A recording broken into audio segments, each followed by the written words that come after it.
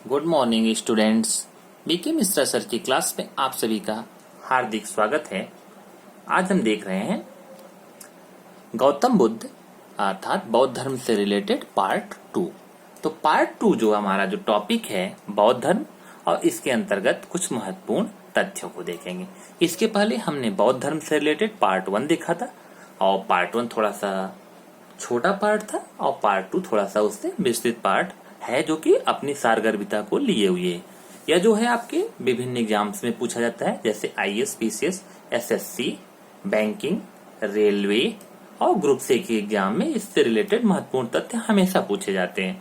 और यहाँ तक कि आप जब यूपी टेट का पेपर देते हैं तो वहां पर भी जो एसएसटी का पोर्शन होता है उसमें इतिहास के अंतर्गत इससे महत्वपूर्ण प्रश्न पूछे जाते हैं। सी टेट का आप जब पेपर देते हैं वहां पर भी इससे रिलेटेड प्रश्न पूछे जाते हैं 6 to 8th लेवल में। और जब रीट का पेपर देते हैं Rajasthan TET, Uttarakhand TET, Jharkhand TET, तो हमेशा हर जगह आपको यहाँ से क्वेश्चन मिलते हैं। आरपीएससी के अंतर्गत फर्स्ट ग्रेड और सेकेंड ग्रेड के एग्जाम में और एमपी वर्ग 1, वर्ग 2 और वर्ग 3 के एग्जाम में इससे रिलेटेड महत्वपूर्ण प्रश्न पूछे जाते हैं। यहाँ तक कि आप जब हरियाणा टेट का पेपर देते हैं वहां पर इससे रिलेटेड प्रश्न पूछे जाते हैं। पूरे इंडिया में जितने भी टीचर्स के एग्जाम हैं, आईएएस पीसीएस के एग्जाम में है, उसमें जीके और जीएस के अंतर्गत यह अति महत्वपूर्ण पार्ट है और वह भी इतिहास का है। तो आज हम चलते हैं, देखते हैं पार्ट 2 के अंतर्गत बौद्ध धर्म और उससे रिलेटेड कुछ महत्वपूर्ण तथ्यों। अब देखते हैं पार्ट 2 के अंतर्गत बौद्ध धर्म और उससे रिलेटेड कुछ महत्वपूर्ण तथ्यों को। पहला जो हमारा तथ्य है वह है अष्टांग मार्ग। अष्टांग मार्ग क्या होता है, इसको हम विस्तृत अध्ययन देखें। सम्यक दृष्टि, सम्यक संकल्प, सम्यक कर्मांत, सम्यक आजीव, सम्यक व्यायाम, सम्यक स्मृति, सम्यक समाधि, यह सब अष्टांग मार्ग की संकल्पना के अंतर्गत आता है। तो उसी को हम देखते हैं। यहाँ पर प्रश्न आपसे क्या पूछा जा रहा है एग्जाम में, अष्टांग मार्ग की संकल्पना अंग है। तो अष्टांग मार्ग की संकल्पना किसका अंग है? तो यह अंग है धर्म चक्र प्रवर्तन सूत्र की विषय वस्तु का। अगला देखिए जो प्रश्न हमारा आता है, गौतम बुद्ध के बारे में सत्य कथन क्या है?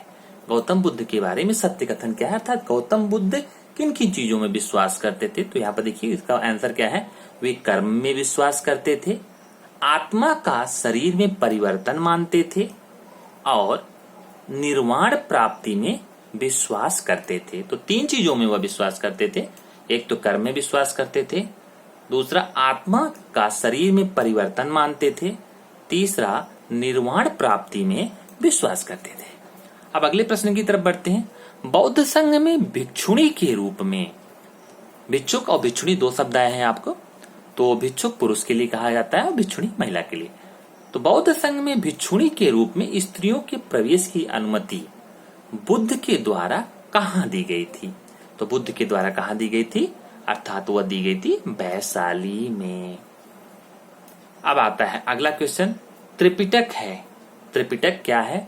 तो आपसे एग्जाम में पूछा जाता है त्रिपिटक किससे रिलेटेड है? तो त्रिपिटक बौद्ध दर्शन से रिलेटेड या बौद्ध धर्म से रिलेटेड है। और त्रिपिटक में है क्या? तो त्रिपिटक में है बुद्ध के उपदेशों का संग्रह। त्रिपिटक ग्रंथ संबंधित है। त्रिपिटक ग्रंथ किससे संबंधित है? तो त्रिपिटक ग्रंथ बौद्ध धर्म से संबंधित है, जिसका जिक्र मैंने पहले कर चुका हूं। वह अगला देखिए क्वेश्चन क्या है, वह बौद्ध ग्रंथ जिसमें संघ जीवन के नियम प्राप्त होते हैं, अर्थात संघ में रहने के जो जीवन के वहां के नियम होते हैं वह किस ग्रंथ में प्राप्त होते हैं, अर्थात किस पिटक के अंतर्गत प्राप्त होते हैं? इसका राइट आंसर होगा विनय पिटक। अगला क्वेश्चन देखिए, वह बौद्ध साहित्य जिसमें महात्मा बुद्ध के नैतिक एवं सिद्धांत संबंधित है, अर्थात नैतिक एवं सिद्धांत संबंधित प्रवचन संकलित है। संकलित मीन्स होता है कलेक्शन है, तो उसमें क्या है? तो वह ग्रंथ है सुत्त पिटक। अगला क्वेश्चन देखिए, वह बौद्ध साहित्य, अगले प्रश्न की तरफ बढ़ते हैं। वह बौद्ध साहित्य जिसमें बुद्ध के दार्शनिक सिद्धांत का उल्लेख है उसका क्या नाम है? तो उसका नाम है अभिधम्म पिटक। अगला क्वेश्चन आता है हमारा, अशोकाराम विहार स्थित था। तो अशोकाराम विहार कहाँ स्थित था? तो अशोकाराम विहार पाटलिपुत्र में स्थित था। अगले तथ्य की तरफ बढ़ते हैं। अशोक, कनिष्क, हर्ष तथा धर्मपाल में से वह जिसके एक अभिलेख से सूचना मिलती है कि शाक्य मुनि बुद्ध का जन्म लुम्बिनी में हुआ था।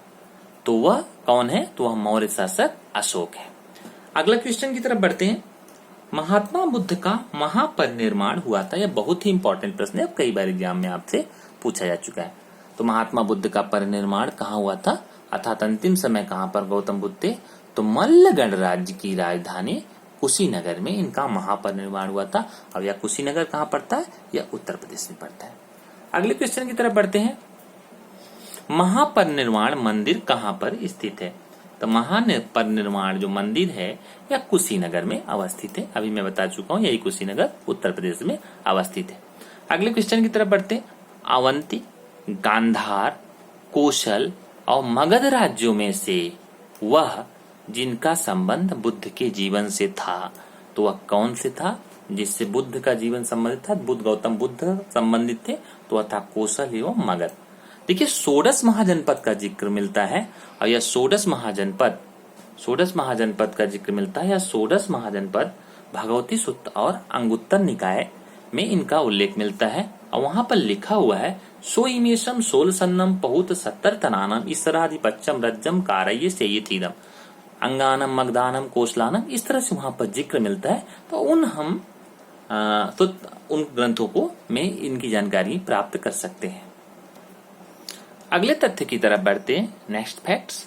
गौतम बुद्ध द्वारा अपने धर्म में दीक्षित किया जाने वाला अंतिम व्यक्ति था। अंतिम व्यक्ति कौन था? तो गौतम बुद्ध द्वारा अपने धर्म में दीक्षित किया गया था, तो उस व्यक्ति का नाम था सुभद्र। अगले क्वेश्चन की तरफ बढ़ते हैं। बुद्ध ने अपने जीवन की अंतिम वर्षा ऋतु बिताई थी। तो बुद्ध ने अपने जीवन की अंतिम वर्षा ऋतु कहाँ बिताई थी? तो वह है वैशाली में बिताई थी। अगला तथ्य, महत्वपूर्ण तथ्य, बौद्ध मत में निर्वाण की अवधारणा की सर्वश्रेष्ठ व्याख्या करता है। बौद्ध धर्म में निर्वाण की अवधारणा की सर्वश्रेष्ठ व्याख्या करता है, तो इसका उत्तर होगा तृष्णा रूपी अग्नि का सम। अगला क्वेश्चन है जो बहुत ही इंपॉर्टेंट है और कई बार एग्जाम में पूछा जा चुका है। आलार कलाम थे। आलार कलाम कौन थे? अर्थात आलार कलाम और बुद्ध का किस तरह का रिलेशन था? तो बुद्ध के एक गुरु थे आलार कलाम, जो सांख्य दर्शन के आचार्य थे। तो आलार कलाम कौन थे? बुद्ध के गुरु थे। और यह किसके आचार्य थे? आलार कलाम यह सांख्य दर्शन के आचार्य थे। अगले फैक्ट की तरफ बढ़ते हैं। अगला फैक्ट हमारा है, महात्मा बुद्ध ने अपना पहला उपदेश कहाँ दिया था? तो महात्मा बुद्ध ने अपना पहला उपदेश, और पहले उपदेश को धर्मचक्र प्रवर्तन कहा जाता है, यह गौतम बुद्ध ने सारनाथ में दिया था। नेक्स्ट फैक्ट की तरफ बढ़ते हैं। बुद्ध ने सर्वाधिक उपदेश दिए थे। सर्वाधिक उपदेश दिए थे, कई बार पीसीएस और एसएससी के एग्जाम में पूछा जा चुका है। तो बुद्ध ने सर्वाधिक उपदेश कहाँ दिए थे? तो बुद्ध ने सर्वाधिक उपदेश सर्वा, देखिए वहां पर इसका उत्तर होगा सर्वा, इसका कोड है। तो सर्वाधिक उपदेश कहाँ दिए? श्राव अर्थात श्रावस्ती में दिए थे। अगला क्वेश्चन देखिए, बुद्ध कौशाम्बी आए थे। देखिए कौशाम्बी कहाँ पर है? इलाहाबाद के पास, प्रयागराज के पास। इलाहाबाद का नाम प्रयागराज हो चुका है और प्रयागराज से सटा हुआ जो जिला है उसका नाम वर्तमान में कौशाम्बी है। तो बुद्ध ने सर्वाधिक उपदेश श्रावस्ती में दिए और बुद्ध कौशाम्बी आए थे। तो किसके राज्यकाल में आए थे? तो बुद्ध कौशाम्बी आए थे उदयन के राज्यकाल में। अब अगले फैक्ट की तरफ बढ़ते हैं। बुद्ध की मृत्यु के पश्चात प्रथम बौद्ध संगीत की अध्यक्षता की थी? तो प्रथम बौद्ध संगीत की अध्यक्षता कहाँ पर हुई थी? तो यहाँ पर हमें यह भी जानना होगा प्रथम, द्वितीय, तृतीय और चतुर्थ जो बौद्ध संगीतियां हुई थी यह किसके राज्यकाल में हुई थी, किसकी अध्यक्षता में हुई थी और कहाँ पर हुई थी? यह अति महत्वपूर्ण फैक्ट है जो कि हमेशा एग्जाम में पूछा जा सकता है।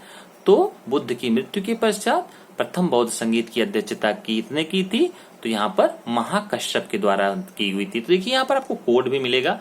प्रथम प्रराम अज, तो प्र का मतलब हो गया प्रथम और रा का मतलब हो गया राजगृह और महाकश्यप और अजात शत्रु की अध्यक्षता में हुई थी। अब आता है प्रथम बौद्ध संगीत का आयोजन हुआ था। तो प्रथम बौद्ध संगीत का आयोजन कहाँ पर हुआ था? तो यहाँ पर देखिए प्र के बगल में रा दिया हुआ है, अर्थात राजगृह में हुआ था। तो राजगृह में कहाँ हुआ था? तो राजगृह की सप्तपर्णी गुफा में हुआ था। Thank you students for watching this video. Please like, comment and share it as much as you can. Subscribe this channel for more such videos.